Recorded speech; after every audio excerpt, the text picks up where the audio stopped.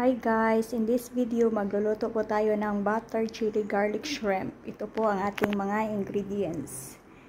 Sweet corn, butter, garlic, chili, salt,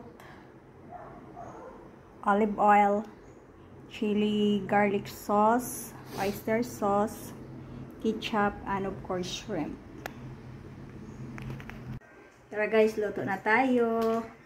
Lagyan natin ng, mainit na yung pan natin, lagyan natin ng mga 1 tablespoon na olive oil.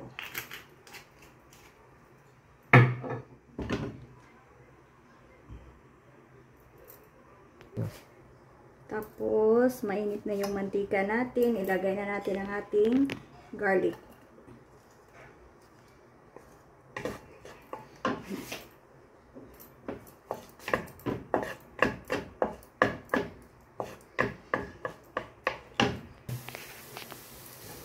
Medyo brown na rin po yung garlic natin. Ilagay na natin ang ating butter.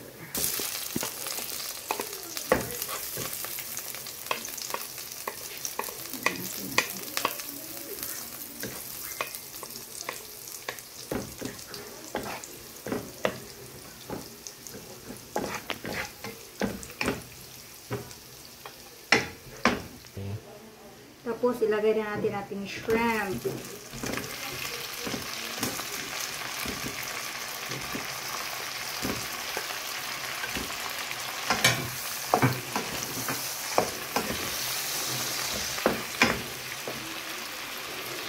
Lagyan ng asin. Saka yung sweet corn. Lagay na natin ang ating sweet corn.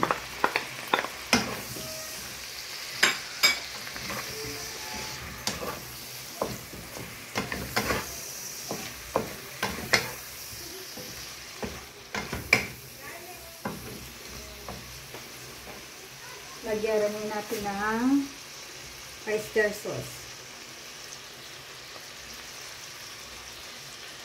2 tablespoon ng oyster sauce lang po ilagay natin.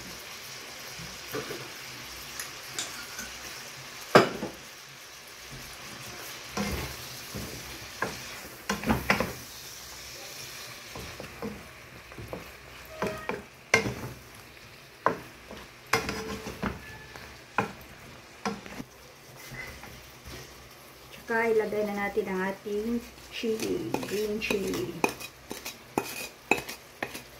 At yung natirang asin.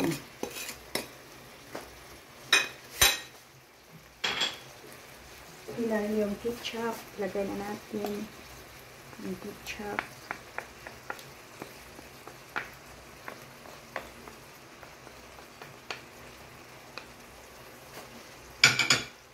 Tsaka chili garlic sauce. Lagyan na natin ang ating chili garlic sauce. Sa gusto kong makalam sa sa buong recipe nito, mag-comment lang down below.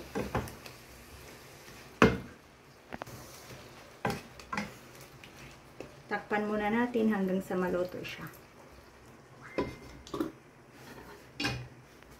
Tingnan na natin kung luto na ang ating butter chili garlic shrimp.